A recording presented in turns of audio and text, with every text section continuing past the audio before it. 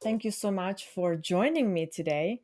Of I really course. appreciate the time that you have in your busy schedule. I know you're preparing for a lot of different things. So, Keith, before we start, I wanted to just let everybody know how we know each other, right? So, the context matters. And Yes. we first met during your time in college. I was your advisor. You were a student pursuing biology degree, and so we know each other for a good 3 years. I was actually remembering that earlier, like, wow, it's been 3 years already. That's crazy. Time flies. So today's conversation will be really structured around student journeys through their college. And I want you to start by sharing with us your story, how you decided to go to college. Where did that all start? Was it a choice? Was it something that was an expectation? Yeah. Yeah. Definitely. It was for me. It was a choice. My mom always wanted us to. My sister and I. That's her goal in life is to put us to college. So that was one of her goal for us. Also, that kind of sets an expectation for her and I to pursue college in that way. But Mhm. growing up, definitely I wasn't like um, that type of like student that I wanted to be. I was naive. I was didn't really like school to begin with. When I was a kid, um, like through grade school, my grandmother always tells me this, where I failed like some like elementary class, Mhm. and she keeps making fun of me for it because now when I talk to my grandmother, she's like, "Now look at you, you're studying, you got a college degree." So that story really like exemplifies what kind of kid I was. I was a stubborn kid. I didn't really want to, learn anything. I just want to like do things that kids always do. Play in the back, like in the um school grounds, and just go to the swing and just run around and do all that, kid stuff. But yeah, I mean, for me, definitely it was an expectation because as I grow up, as a kid, I was starting to kind of understand school as slowly as um, slowly. It was more of a like maturity is starting to level up. So it was in that time in elementary school when my mom was like, we're gonna move to United States. And I was in sixth grade. I was 12 years old. So, learning what I'm learning now and before in elementary school was quite different because I really did struggle when I was in elementary school. I went to different types of school. Um, I went to a Catholic school and then I went to a regular school from there because I wasn't taken as seriously as I wanted to. When do you think that transformation happened for you to where you're like, I don't really enjoy school, to where I'm gonna be serious about this? Yeah, the seriousness came definitely when I went to, I transferred school to Metropolitan State University. Um, that time, I had a lot of decisions to make because when I moved here in 2007, it was quite different, especially when it comes to school curriculums and such. So it was such a big, drastic, change for me. The language barrier was there. It was quite difficult to understand the professors. So it really kind of set me back a lot more than I thought I was going to be. like transitioning from a different type of environment to where I am now. Yeah. Something I would have taught myself would have been definitely to, like progress more in the vocabulary section and kind of understand the words. So it would have been much faster for me to reiterate things in my head rather than me back then struggling to understand what the professors, friends, and teachers are trying to say to me back Yeah. then. But yeah, definitely when I moved here, it was the same scenario. I was moving from different types of middle schools, and from there I stayed in one high school, which is really awesome. Mhm. Try High School was definitely something that really evolved me as a person, because I really started to, at that time, I didn't take school seriously as much, because I was just, you know I was, I would say, like, distractions like computer games, you know, uh, influences of friends that didn't really, I never thought that, would really put me in a situation where I was before. Yeah. Um, And this is in and high school. this is in high school, yeah. Hmm. So, at that time, I still didn't, okay, is school really for me? Is school really something that I really want to do? And a lot of the decisions I made back then when I was a kid, I was kind of like constant of, I wasn't thinking. It was more Hmm. so just childish mistakes, I would say, Yeah. back then. And for me, when I graduated, I took a year and a half off. I Uh-huh. wanted After to high pursue school. some After high school, I wanted to Yeah. pursue something different because I didn't want to continue school. Uh-huh. I wanted to see if dancing was something like really that can bring me to where I wanted to be, Hmm. like the person I want to become. I want to be, I wanted to dance. I wanted to Hmm. be part of a dance group where I can be like, this is really cool. I can have a family. Yeah. And my mom was really supportive of that. Um, she gave me time. She was like, I'll give you some time to do what you're doing here. Do your dance. Yeah. Go do what this is. And you see, And I didn't fully realize that you took a year and a half off to explore this possibility. And, you know, trying to keep this very real in terms of conversations. And I really want to ask you, like, what did you learn throughout that exploration time with dance? yeah, And I know now that you are mhm. not pursuing dance per se anymore, but like, how did that happen? Was it a hard decision or like, yeah. It was definitely a hard decision, because back then I love sports. I grew up watching sports. I grew up playing sports when I was a kid. I wanted to see, if that's something that I can do in the future. Mm-hmm. Throughout high school, I wanted to join the basketball team. Mm-hmm. And, due to like height differences, it was kind of difficult for me because I'm competing with people that are, you know, twice as tall as me. And for me, I had to came to a realization of, okay, this is not going to work out. And, that's where I got introduced to dance during high school, Mm-hmm. and that really and what I learned from that time when I took a break from after graduating was community, the community of dance, the different cultures of dance, from jazz, from breakdancing to capoeira to Latin music and contemporary. All of those things are all meshed up in this community of dance where I was, yeah, it was a hard decision for me to, I want to see where this goes. I want to see Mm-hmm. if the people around me, my best friends, that told me, try this out. This is probably something we can all do in the future of our, and see where this can lead us. Yeah. And that's something that, that interest, put interest in me, and, made me curious. Okay, if this works out, the possibilities are there, Mm-hmm.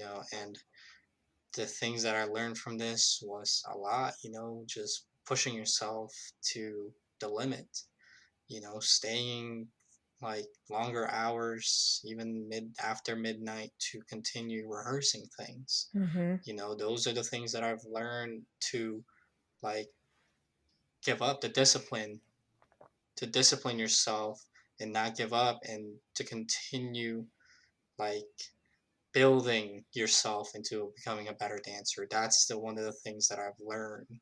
Mm-hmm. And I learned how to lead for the Mm-hmm. first time. I learned how to make decisions for the first time, and dance really sculpted me in the person I never thought I was going to be, and that's leadership.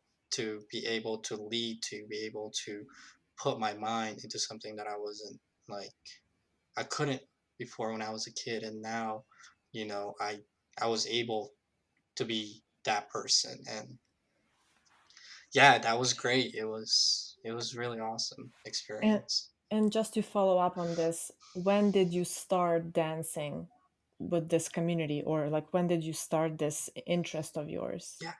Um, Sophomore in high school. Okay. Um, after freshman year that I couldn't make the junior varsity team in basketball, I want to find something that I can be. Yes, the alleyway. It opened a different path to me. Totally. This stereotype of people are like, yeah, it's obvious that you're gonna like dance because you're in this category of, like Asian dancers are gonna be good at it to begin with. That's not the point. It's the point is that you found a community where you're welcome, you're Mm-hmm. inspired, your curiosity continues to build, and that's something that I've learned throughout first time meeting these people, and Yeah. now from graduating to building an actual dance group and a community around us was something that I've like never thought of that I can we can all do, to bring a whole dance community together, to showcase our talents, to kind of give us something that this is this is what it feels like to give back to the community. The Purpose hard and work, sweat. meaning. Yeah. Yes, the purpose and meaning came through alongside of that, and that was amazing. That's one of the best things I will never take away from my life. It That's was, awesome. making that decision. Yeah. I'd like to kind of summarize what you just said, but also maybe share a little bit of my experience. And Yes. I'm noticing that a lot of times students who are involved in other things outside of their classrooms, whether it's music lessons, sports, dance, whatever it is, I think that's developing exactly the skills you mentioned. And my kitty's coming to say hello. But discipline, right? And you Yep. think, oh, did high school prepare you for college? I feel like high school really is not there on its own to prepare you for college. But when you have these other things, discipline, how many times do you have to rehearse this one move to make it perfect? Once? Twice? No, multiple, multiple times. And I can relate to your story because I had gone to music school to play the piano. And it's the Mm, same story. You have twice a week the regular class, but on top of that, you have to spend countless hours practicing and practicing and hmm. practicing. And I think that really prepares you well for what college is, especially in areas like STEM, Yep. science, engineering, math. And so let's take this kind of story and talk a little bit about how you transitioned into college and how did you find what you want to study? Was it an easy choice, easy decision? Did it come like one day, or did you really think about it? Did you have multiple kind of things to pick from? Yeah, tell me more about that, from dance community to college. Definitely. Yeah. The dance community taught me a lot of things, and like you said, the discipline, but also it taught me about the human body as a whole. That made me really curious as to how we can expand our body in such motions that I can even fond of when I watch these dancers do such moves that I was I'm in awe, right? Mhm. And that made me curious about the mechanics of human body, the kinematics, the movement, the kinesiology, and and a lot of these dancers get hurt. A lot of these dancers get hurt during that time. I see a lot of my friends fatigue, soreness, a lot of bruising on their knees and their elbows, on their back. And I was curious as to, as someone that's like almost care about more than anyone than myself. I was really trying to figure out how can I make sure that that doesn't happen anymore. How can we prevent that? And me myself, I'm always a curious person. I started looking at these things, and that's when I've gotta like fell in love with like the biology side of things. And when I told my mom that I was going to go back to school, I wanted to study biology. I wanted to go back to school after a year and a half of being part of this community. Mhm. It taught me the curiosity, something that I was even more curious about, not only through dance, but also through, the a lot more things that I never thought I was going to be curious about. So transitioning from that to college, I applied to a community college because my mom thinks that that's a little bit more uh, easier to ease in yourself. And keep in mind, I'm an ESL student, so as a second language student, it was definitely helpful for me to go to community college first because they put me in classes that was really testing my grammar, Mhm. my essay skills, Mhm. and Yeah.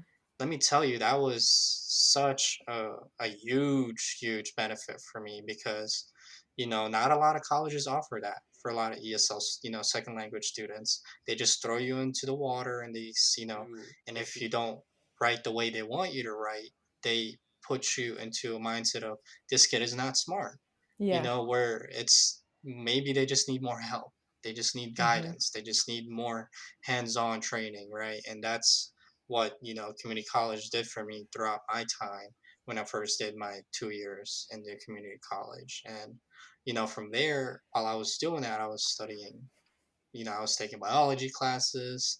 I was taking the prereqs for it, Mhm. the history classes, public speaking, and, that Mhm. being back in school was quite different for me that time now because I was in that mindset of, this is, you're back to school. This is not high school anymore. This is college. This is your decision. This is you putting yourself into a career that you are pursuing, Mhm. you want to be. And, You know, from that, yeah. yeah, I was just gonna mention a lot of people, um, not a lot, but like there is this stigma about community colleges for some reason. Hmm. Um, but I have worked at one. My husband works at one as well.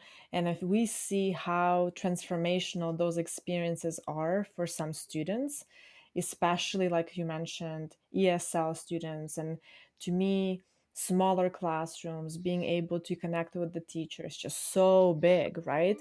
Instead of being thrown into a lecture hall with other 500 students, and this is the thing, right? But academic advising and college advising overall, it's so important to figure out what is the best fit for you at this point in time. Because, like you said, we can throw you into this big pond with big fish and you will just get lost. And You that's just get not to lost. say, yeah. And it's just interesting how sometimes that happens, that disconnect. And not to name any specific schools, but you'll go there and it's like so prestigious and this and Yep. that, and you start there and you kind of fail and you don't fit in right away, and then you just feel that you're like, I'm not made for college, I'm not college material, and you give up. I agree 100%. That's what I felt when um, transitioning to a 4 year college. I mean, I had CU Boulder, you know, CU Denver, and MSU Denver to choose from, and I it was more of like, oh, my friend's going to CU Boulder. It's a prestige school. That's something that you should go to. And for me, I was looking more so of the affordable cost. Hmm. My mom always tells me that, try to see if this college can save you some money. Yep. If CU Denver, or if which one gives you a lower, tuition fee, go to that one, because you're getting the same benefit as the other colleges, institution nationwide. Yeah. There's no competition to this. Yeah. So as long as you're getting the same education as that other student, that really puts, that does not put nobody behind. It puts you where you want to be. And Yeah. I think that's what I noticed at a community college to a 4-year institution is community colleges, they focus on you. Hmm. They have lesser students, but they also definitely give you like the thought, like they're always going to make sure that you're good, even if it's like a lot of courses that you're taking over there, you're always trying to make sure you got guidance. In 4-year institution, I'm sure they do that. They do the same philosophy, but there's a lot more students, so professors are a little bit more timid when it comes to getting asked for help. And as a person that's not particularly good at conversing, might have struggling of talking to the professors, or even might struggle as a whole just because they can't connect with that professor at a Hmm. level that they want to be. So Yeah. those definitely taught me a lot of things.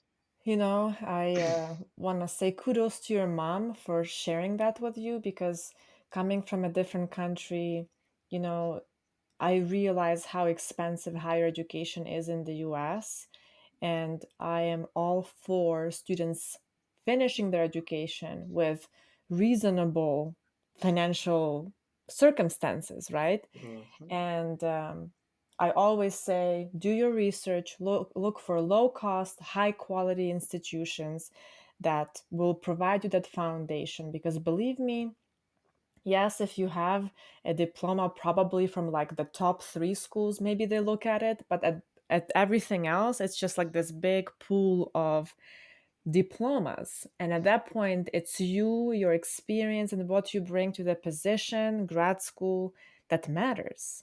So I don't Hmm. want to go in, too deep into that, but I really appreciate what your mom said to you when you were choosing that.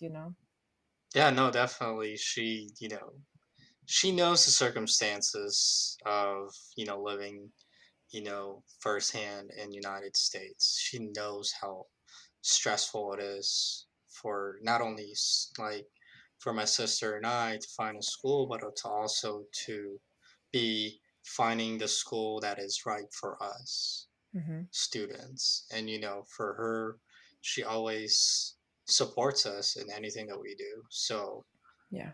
for her to not only tells us that, but also guides us in a way that to make sure that we're making the right decision for our future. It was definitely, you know, a mom thing. Yes. And she's definitely our best, motivator I've Yeah. ever had, and Yeah. She's your continue to hero. motivate me. Definitely, yeah. She is she's up there. Like, Yeah. Yeah. definitely. So let's go back to your discovery of love for learning more about the human body and how Yes. you took some biology classes, and then walk us through your 4 year, like the transition from community college Oh, to yeah. 4 year. And here's what I know your story, right? So like I want to make sure that the listeners also get to know like how you can make your college experience fuller and more enriched, because you can just go to school, pay your tuition, complete homework, and that's it. Or, yeah, shares your story. Yeah, definitely. After I finished my 2 years in community college, I transitioned to um, Metropolitan State University to pursue the actual bachelor's degree in biology, and from there I got to take human anatomy and physiology. I Mhm. got to take classes that I was like, okay, this is tough. This is gonna kick my butt. And and not only I'm taking that, I'm also taking, chemistry classes. So at first I was really overwhelmed.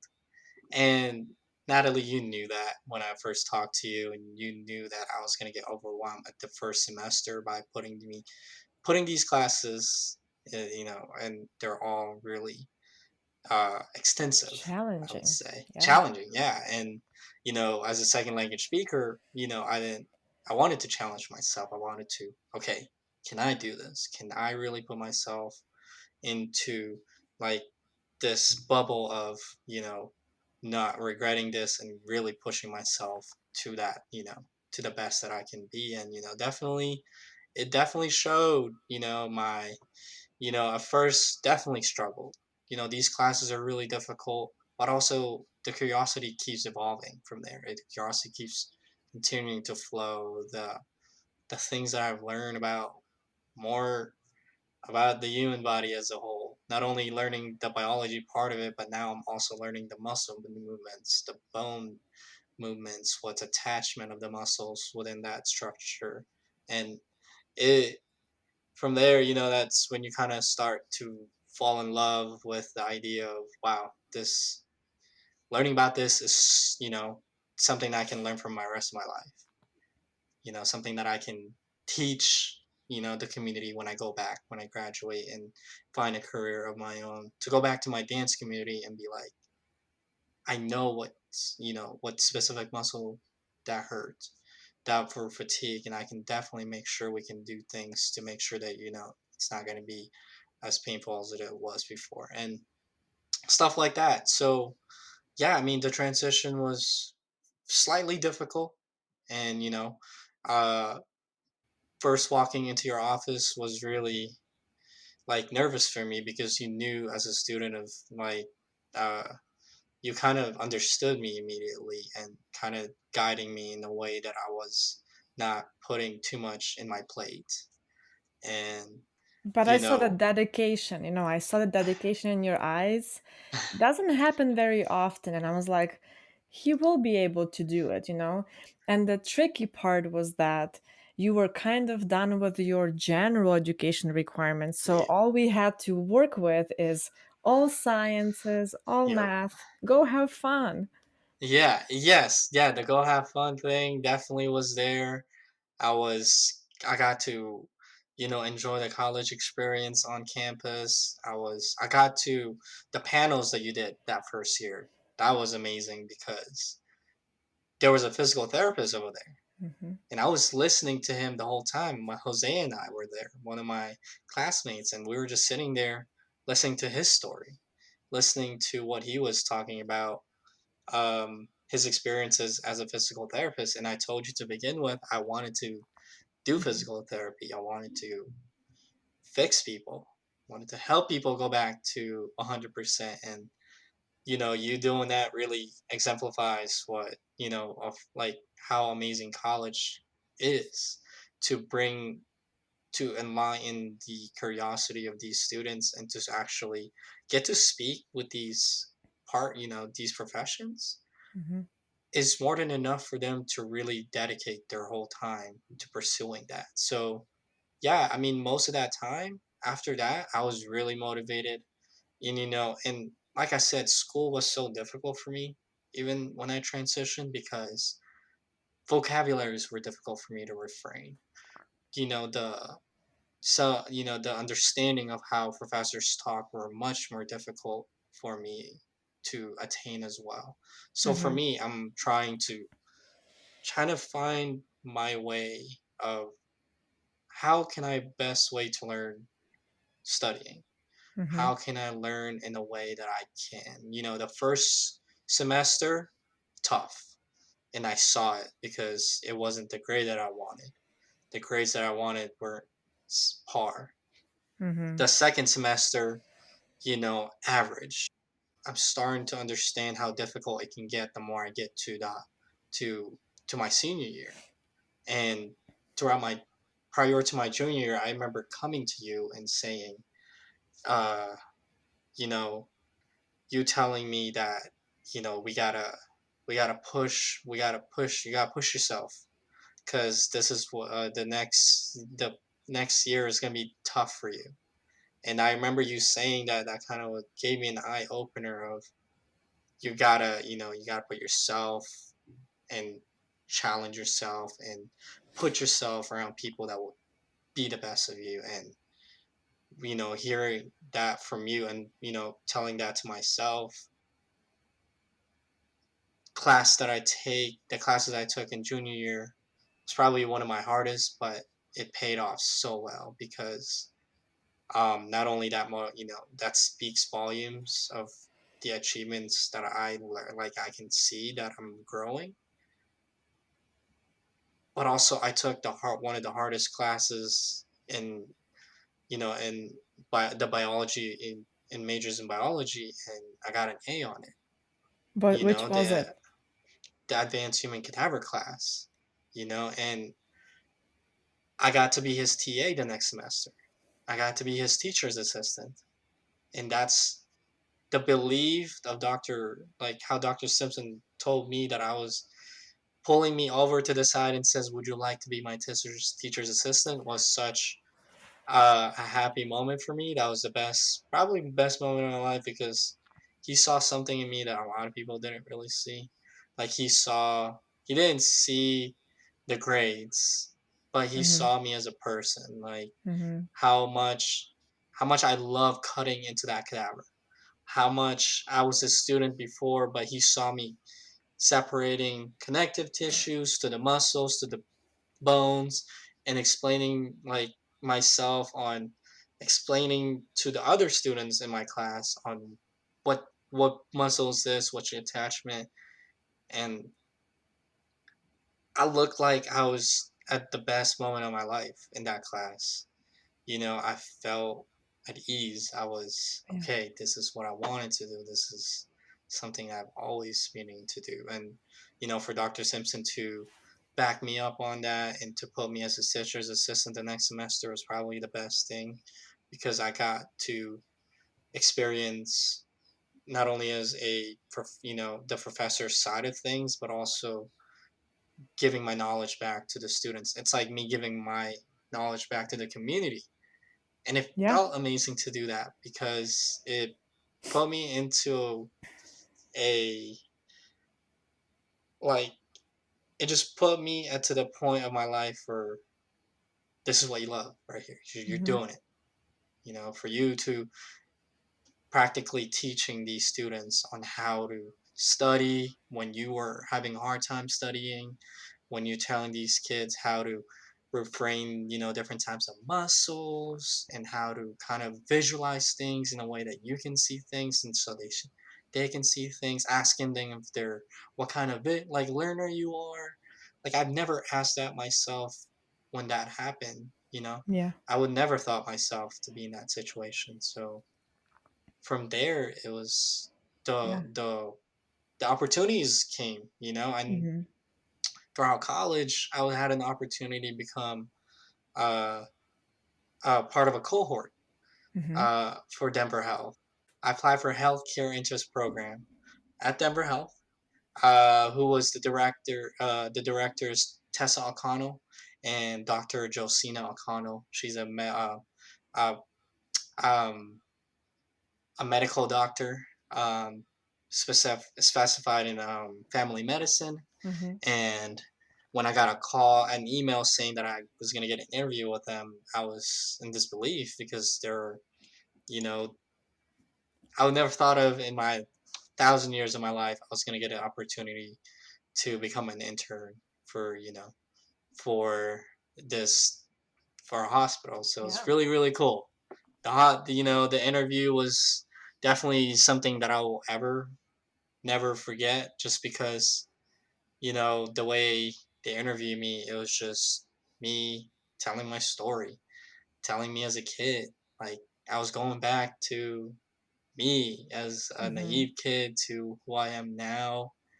And for Dr. O'Connell to see me as a person and not see me as the grades that what was that was shown. She saw me and she saw my experiences. She saw the struggle, and she saw the opportunities that the way I was persevering through things, Hmm. to language barrier, to you know Dr. Arcano. I could never thought her and her daughter would pick me, because I wasn't the best cookie in the jar. Hmm. But You think, yeah. you think, yeah, right. But for Dr. Arcano to met her in person, I thank her for giving the opportunity to be able to shadow doctors, to be able shadow like different professions in the Hmm. world of healthcare, because it is difficult for us students to Yeah. get an opportunity like this. And let me tell you that whole experience was so it was like probably the most I've ever gotten in my life. It was such a blessing. And can you tell us about the structure of that internship? How often did you Yes, yeah, meet? What did you yeah, do? definitely. So the program starts like it goes every Friday, and every Friday we have to dress business casual, so a tie, and um, dress pants and suit, and we go to these weekly meetings slash they call it different like it's like a different PowerPoints for us Mm, to understand about like the difficult things that's happening in the healthcare, the something to difficult cover. the healthcare disparities between you know the Latin Americans. They're teaching us the value of how we can improve healthcare as a whole. Hmm. And that every Friday we go to these like meetings, and not only us cohorts. Well, this was everyone, doctors, like social workers. I mean, there were a lot of people there. There were a lot of nurses, CNAs, even people who work at the cleaning. They're all there. Like all of us are listening, and how we can improve healthcare as a whole. And I just want to tell you one story of what we did, and I'll tell you this story really touched a lot of me because it really brings back the idea of going back and giving back to the community. Doctor Doctor Cervantes is an internist, an internal medicine who cares for people that are 21 and older, and she looks at the internal organs in our body, and she specifically looks at the kidney. And she noticed that a lot of Hispanics can get the dialysis that they can get in the United States, and she wants to change that. And it's um, there. In I will. There's a story about her at CNN where she helped a grandmother who was almost dying. You have to die to get care. You have to almost die. I mean, to get a proper care at a hospital, and to get a dialysis. Like, and dialysis is needed, once, twice, or three times a week to make sure Yeah. your toxins in your kidney get cleared out in your body. Hmm. So, for her to do that, to help out, her community, to really change the way of thinking in the healthcare was really, really Hmm. cool. And that's something that I really, really will never forget. And the structure is basically one day to Friday every week. We go to a meeting. After that, um, Dr. Arcano asked me and other students if we want to become part of her nonprofit organization. Hmm. It's called the SHIPS. SHIPS stands for Student Health Investment Partners. Yes, and I'm gonna go back to the community again. When I told my story about going back to my dance community, that that brings me a hole because part of me was like, I want to do this because not only I'm giving back to the community, but I'm sharing my story to these kids. Yeah. Our goal of this nonprofit organization is to help um, kids that are struggling in math, Hmm. science, any other curricular activities, and help them understand that it's okay to be a second language speaker. It's okay to, to like not know English at the moment. We're here to guide you. We're here to help you. We're here to tutor you, to give you our knowledge back. And Hmm. when Dr. O'Connell told us that's her vision to help schools that are underprivileged, Hmm. I wanted to do that. That's the biggest thing that I've ever wanted to do in my life was to give back to the community and to be part of that and to be part of her um, nonprofit organization Non-profit. was huge Yeah. because I'm slowly not only I have a dance community that's waiting for me in the future to Yeah. take to go back there and help them out. I'm part of one that's ongoing for the rest of my life, and that's it. Just goes back to where I was before, and and Dr. O'Connell is giving me opportunities to get back to my community in Colorado, and seeing these kids for the first time was amazing because they loved us. Hmm. They love us as students. We're just regular students here helping him out, and they're all Yeah. out there like you know. It reminds me of me. Hmm. I wish I could have had that experience when I Hmm. was a kid. But now at this age that I was able to give back to the person, a little kid that I can help them be free and think clearly, be curious all the time. That was enough for me to like Hmm. really it was a whole loop of how amazing it was from where I was to where I am now. The Yeah. opportunities that 4-year college gave me to meet doctors that are passionate and teaching us students, giving their time to us, letting us see their work, letting us see procedures that I've never even thought in my life that I would ever see. To be surrounded by that caliber of intelligence, caliber of people was enough for me to like understand like what kind of person I want to become. This is what college gave me. Now that I got my diploma, there's so many opportunities that I want to pursue, and and that starts with with me giving back to my community, and that was exactly where I wanted to be. You know, Yeah. when I first started going back to Yeah. school. Yeah. And it's very interesting because your heart is really in your community. It just feels like you wouldn't be able to, it's like it almost has to be part of your life, you know? And I wish more people figured this out because honestly, in my humble opinion, I think that once we are part of something bigger and we give back, you know, it- somebody helps us and then we help others, it just makes our life more fulfilled, I think. As a result, our mental health also is at a good level. And I don't want to go there, but I feel like there is a little sort of mental health crisis in the US where Yes. people forgot that they need to be part of communities. Hmm.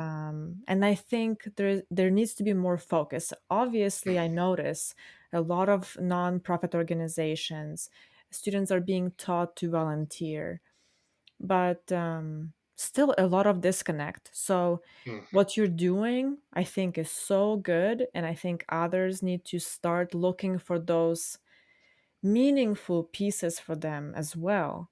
and that just brings more value to your daily Mhm. life, I feel like. Yep. I agree, yeah. And when I think about college opportunities, like you say, college gave me opportunities. And I want to say, you took the opportunities because that's what I want all students to do and try, right? Seek Mhm. opportunities. If some advisor tells you, hey, there is this scholarship, apply to it. If there Mhm. is this internship, apply to it. And what really is important, and it's very evident to me. Well, let me ask you this. Do you know that there is this kind of theory about growth mindset and fixed mindset? No, I did not know that. Okay. So, really briefly, there's a psychologist, and she Mhm. looked at all the students and she was kind of um, researching and trying to understand their behavior when it came to, let's say, a math problem they couldn't solve. And so she Mhm. would give this problem to students, and one group of students would always like, oh, I don't know the answer, but it's a cool challenge. Let me keep trying. The other group of students would be like, I failed. I'm not good at math. Take this away from me. So, this is growth mindset. Let me try again and I will be better. I can learn. Fixed mindset. Oh, I have innate kind of set of skills and I cannot further develop them. I Mhm. can either be a mathematician or not, you Mm. know? So, when we are in college, it's always evident to me who has that growth mindset, which you do, and it's really good. And I wish more students were to understand that they can switch mindsets. Yep. And, you know, I can't do this. Yes, you can. Let me give you resources. Let's Mhm. think about and restructure and reframe. And I think that is another thing I noticed when you were sharing your story is when you're saying you were surrounded by all these bright individuals and you want to be like them. You didn't say, I don't belong here, or I'm never gonna be like them. You are like, no, now I have somewhere to go. So I want others who are struggling with the idea that they're not good enough. You are. You just need to find what you're passionate about and keep growing and find that inspiration for yourself, whether in community or maybe among your peers or family, that will kind of guide you and help you reach your next goal and the next goal. But Mhm. it's important to have those baby steps, um, because otherwise it becomes difficult if we say, oh, just go ahead and start playing hockey right away. Like, I don't know, Yeah. that's intimidating. First, let's learn how to skate. Mhm. Um, but that's just like a little summary of what I hear as an advisor, because you share your story and then I hear all these different theories and strategies. And it's just so important for me to bring it back to everybody that they can also shift their mindset, Mhm. and strive for better despite some challenges, despite circumstances and disadvantages that you have. um, but yeah, that's really impactful, and I really am glad that you took it upon yourself to seek those opportunities, apply and interview. And I remember really clearly that day when you stopped by my office to say that you had an interview and how intimidating it was, but you did it.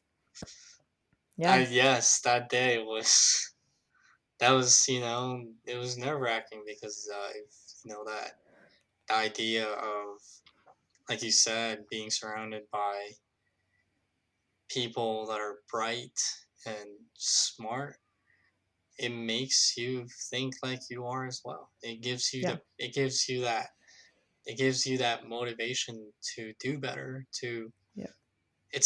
this is one of the best things I've learned is, you know, whoever you surround yourself with is the person you're going to become for the rest of your life, and it speaks volumes. because these people that surrounding you, they're either gonna push you to be the best of you, or they're gonna keep you the way you want to be for the rest of your life. And that's exactly what you said about fix and growth mentality. And yeah, I've always want to push myself to be the best, to be the best of me.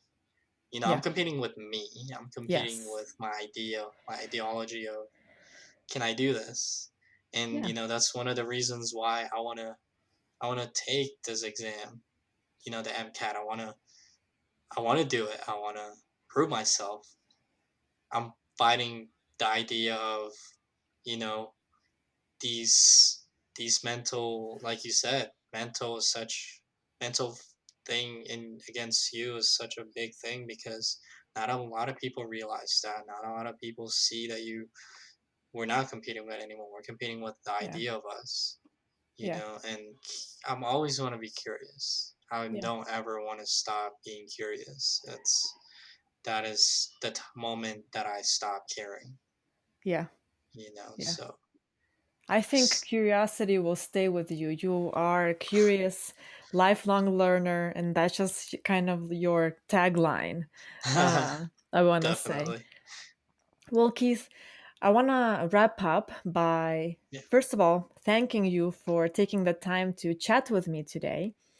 And before I let any of my guests go, I want to ask everybody this one question and see what you all respond. So the question is, could you identify one or two most impactful experiences, events, whatever that is, people in your college career that you feel like changed the way, the trajectory of where you are at, like right now? Um, that's that's a good question. I would say the most impactful, like, person would definitely, the advisors like you.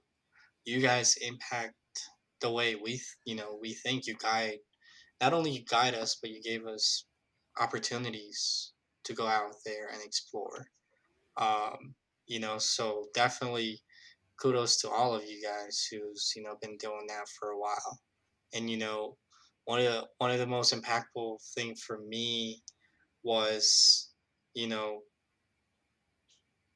the way I surrounded myself during my college years. These people impacted the way I think. They gave me, like, power to be smart. I don't know what it was, but being surrounded by people that really push you to the best of you really made me, like, the person I am now. So Mhm. those probably were the most impactful things that happened to me in college, was having the perfect advisors, and having such a diverse group of people to push me to be the best of me. And yeah, no, I can't thank them enough. I mean, I can't let them. I don't want to let them down. I'm gonna keep pursuing the things I Yeah, want to pursue. and I'm sure you will.